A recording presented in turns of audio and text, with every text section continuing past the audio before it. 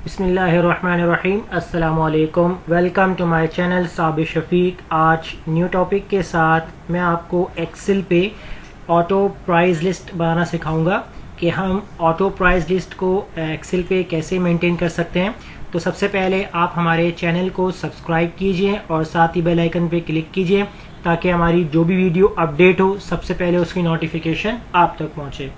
तो स्टार्ट करते हैं अपना टॉपिक। आज जो हमारा टॉपिक है वो है auto price list for data entry.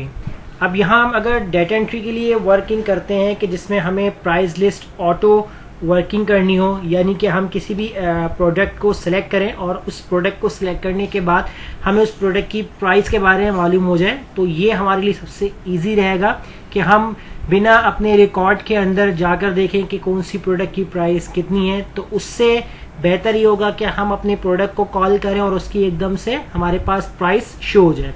तो उसके लिए यहाँ आप डाटा जो बनाएंगे, तो सबसे पहले तो मैं फॉर्मेट बनाऊंगा कि आपका जो फॉर्मेट होगा वो किस तरीके से होगा। पहला कॉलम हम यहाँ राइट करेंगे डेट का, उसके बाद यहाँ पर हम राइट करते हैं सेकंड कॉलम टाइम, और उसके बाद फिर मैं यहाँ पर राइट करूँगा प्रोडक्ट्स के बाद फिर मैं यहाँ पर राइट कर लेता हूँ प्राइस।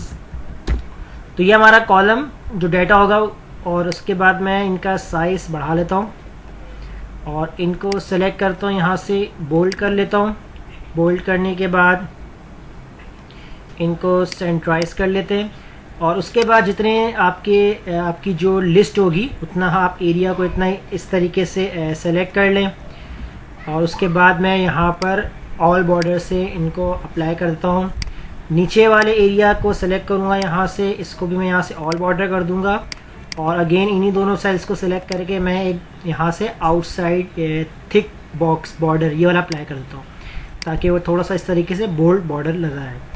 नीचे यहाँ राइट करते हैं हम टोटल, और इस हेडिंग को हम कर देंगे कंट्रोल बी के साथ बोल्ड। पहले आप दोनों को सिलेक्ट कर लें और यहाँ से भी आप बोल्ड कर सकते हैं।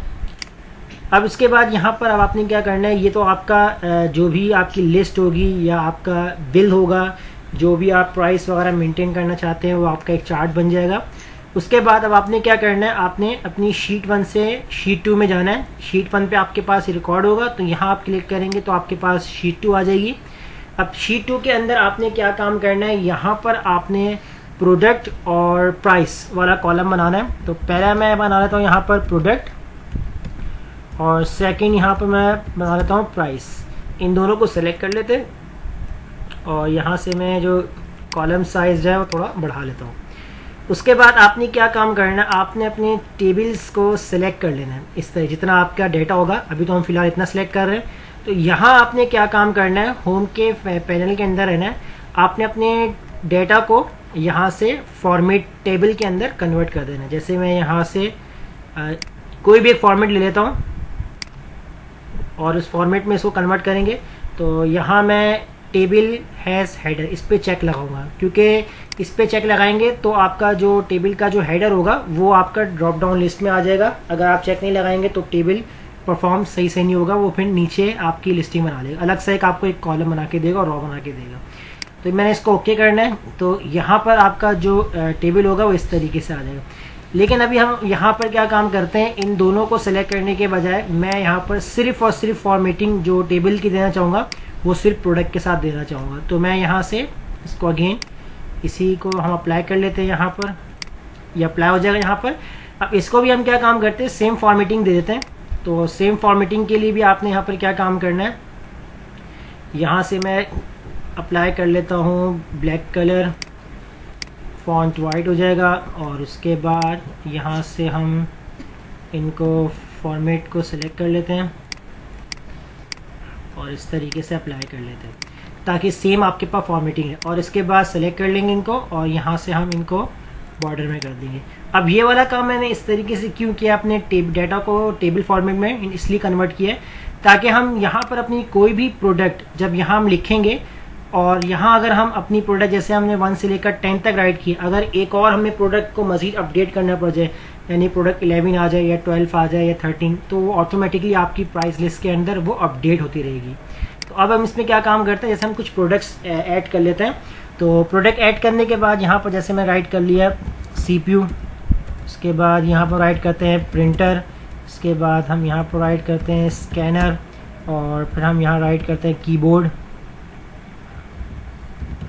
तो मैंने अभी फ़िलहाल यहाँ पर कुछ प्रोडक्ट्स लिख लिए हैं और इनकी प्राइस लिख रहे हैं यहाँ पर 8,000, 25,000, 15,000 और 800। अब यहाँ पर हम क्या काम करेंगे, तो पहले तो हम क्या काम करते हैं, अपनी टेबल का नाम यहाँ से हम देखते हैं कैसे। आपने सेलेक्ट करना है टेबल को, डिज़ाइन का ऑप्शन आएगा, तो कॉर्नर में देखें जो आपका टेबल है उसका नेम यहाँ पर आ रहा है टेबल 2, यानी इस टेबल का नाम क्या होगा, टेबल 2 हो रहा है, जो आपके यहाँ पर कॉर्नर पर नज़र आ रहा है। अब हम क्या करते हैं, अपनी शीट 1 पे चले जाते हैं। तो यहाँ से मैं इन प्रोडक्ट वाले कॉलम को सिलेक्ट करता हूँ और डाटा में जाके यहाँ से मैं डाटा वैलिडेशन को यूज़ करता हूँ, और डाटा वैलिडेशन को यूज़ करने के बाद यहाँ से लिस्ट, और यहाँ पर मैं क्या काम करूँगा, इक्वल लगाऊंगा और यहाँ मैं फॉर्मूला राइट करूँगा इनडायरेक्ट फॉर्मूला राइट करूँगा और ब्रैकेट क्लोज करूँगा, क्योंकि मैं उस टेबल को यहाँ पर इनडायरेक्ट के फंक्शन से कॉल करूँगा। शिफ्ट के साथ आपने डबल कोटेशन ओपन करनी है और वहाँ पर जो टेबल का नेम था आपने रखा था, देखा था आपने TABLE, टेबल 2 के नाम से था। कोटेशन क्लोज करेंगे, ब्रैकेट क्लोज करेंगे और अब आप इसको कर देंगे यहाँ से ओके। तो आप देख सकते हैं जो आपने टेबल 2 का जो नेम देखा था, आपने इनडायरेक्ट फंक्शन से जो कॉल किया है लिस्ट के अंदर, तो वो देखें अब आपके पास आ चुका है जितनी भी आपकी प्रोडक्ट थी यहाँ पर। अब यहाँ हम क्या काम करते हैं, अगर हम अपनी प्रोडक्ट्स को ऐड करते हैं, चाहे ऐड करना चाहे तो ऐड भी हो सकती हैं। अभी हम यहाँ पर देखेंगे कि हमारे पास कितनी प्रोडक्ट्स आ रही है, CPU, प्रिंटर, स्कैनर, कीबोर्ड। अब हम यहाँ जैसे ऐड करते हैं, मैंने अब यहाँ पर ऐड करना है माउस के बाद फिर हम यहाँ पर ऐड करते हैं रैम, और इसके बाद यहाँ पर हम ऐड करते हैं LCD। 3 प्रोडक्ट ऐड कर ली। अब माउस की प्राइस हम यहाँ लिखते हैं 400, रैम हम यहाँ लिखेंगे 2000, LCD हम यहाँ पर लिखेंगे 5000। तो अब हम देखते हैं हमारी लिस्ट अपडेट हुई है या नहीं। तो देखें हमारी लिस्ट भी अपडेट हो चुकी है, माउस, रैम, LCD। इसलिए हमने अपने टेबल को यहाँ पर डाटा को टेबल फॉर्मेट में कन्वर्ट किया ताकि आपकी जो भी प्रोडक्ट अपडेट होगी तो यहाँ पर ऑटोमेटिकली लिस्ट के अंदर अपडेट हो जाएगी। अब हम क्या करते हैं, प्राइस को शो करेंगे। तो इसके लिए यहाँ पर आप लगाएंगे फॉर्मूला VLOOKUP। आपने इक्वल लगाना है, VLOOKUP फॉर्मूला यूज़ करना है। लुकअप वैल्यू में आप सेलेक्ट करेंगे अपनी प्रोडक्ट वाले सेल्स को, प्रोडक्ट वाले आपने सेल को सेलेक्ट करना है, ये आपका लुकअप वैल्यू होगी। कॉमा लगाएंगे। अब आपसे बोलेगा टेबल एरे, टेबल एरे के लिए आपको जाना पड़ेगा शीट 2 में। आपने शीट 2 पे क्लिक करना है और जैसे ही आप यहाँ पर आएंगे तो आपने यहाँ से टेबल एरे के अंदर सेलेक्ट कर लेना है अपना कंप्लीट टेबल, यानी यहाँ से लेकर यहाँ तक ये आपने कंप्लीट टेबल सेलेक्ट कर लेना है। अब आपने शीट 1 पे नहीं जाना, आपने इसी फॉर्मूला बार के ऊपर यहाँ पर क्लिक करना है और अब आप यहाँ लगाएंगे कॉमा। अगर आप शीट 1 में चले जाएंगे तो आपका फॉर्मूला रॉन्ग हो जाएगा।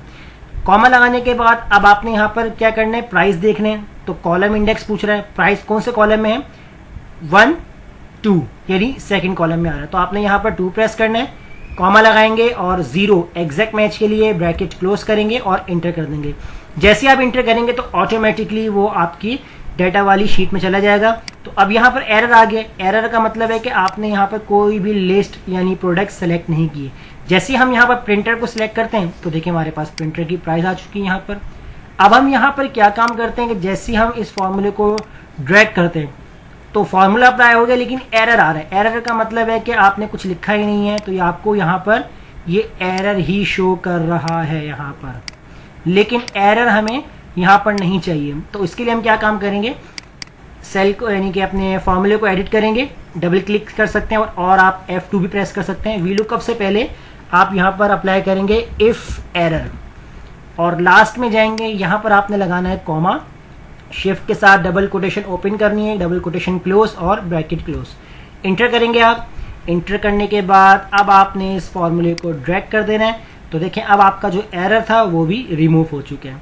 अब नीचे हम क्या काम करते हैं, यहाँ पर फॉर्मूला अप्लाई करते हैं, इक्वल सम, ब्रैकेट ऑन करेंगे और इन सबको सेलेक्ट कर लेंगे यहाँ से और ब्रैकेट क्लोज कर देंगे और इंटर। तो सम के लिए हम यहाँ पर सम का फॉर्मूला भी यूज़ कर सकते हैं और सम के अलावा हम डायरेक्ट इसमें शॉर्ट की भी यूज़ कर सकते हैं। तो शॉर्ट की मैं आपको बताता हूँ। शॉर्ट की जो आप अप्लाई करेंगे, ऑल्टर प्लस इक्वल, आपने ये 2 की प्रेस करनी, ऑल्टर प्लस इक्वल, यानी ऑल्टर के साथ इक्वल का बटन जब आप प्रेस करेंगे तो ऑटोमेटिकली फॉर्म अप्लाई हो जाए। जैसे मैं यहाँ पर को डिलीट करता हूँ तो मैं अप्लाई करता हूँ ऑल्टर इक्वल, तो जैसे मैंने अप्लाई किया डायरेक्ट फॉर्मूला अप्लाई हो जाएगा। एंटर करूँगा तो देखें हमारे पास आंसर आ चुका है। और यहाँ से मैं जो भी प्रोडक्ट सेलेक्ट करूँगा माउस, उसके बाद नीचे आऊँगा यहाँ पर स्कैनर, तो देखें ऑटोमेटिक ये टोटल भी आ रहा है, प्राइस आपके पास ऑलरेडी शो हो रही है। डेट के लिए हम यहाँ पर कंट्रोल कॉलन प्रेस करेंगे या सेमी कॉलन, दोनों एक ही बटन के अंदर होंगे, कंट्रोल कॉलन। और उसके बाद टाइम के लिए हम प्रेस करेंगे कंट्रोल शिफ्ट कॉलन, यानी कि सेमी कॉलन हो या कॉलन हो आप प्रेस कर सकते हैं, control shift colon, control shift colon, control shift colon. किस किस टाइम में आपने चीज़ परचेज़ की है, जो प्रोडक्ट थी आपकी। और उसके बाद डेट चेंज हो गई, आपने कंट्रोल सेमी कॉलन प्रेस किया आपने। अब यहाँ से टाइम जो भी आपने प्रेस करना है और प्रोडक्ट आप जो भी सिलेक्ट कर रहे हैं, तो इस तरीके सिलेक्शन भी आप कर सकते हैं। तो ये थी हमारी आज की auto price list sheet for data entry. अगर कोई प्रॉब्लम हो तो कमेंट में ज़रूर शेयर कीजिएगा और हमारे चैनल को सब्सक्राइब करना मत भूलिएगा। मिलते हैं नेक्स्ट वीडियो में, शुक्रिया।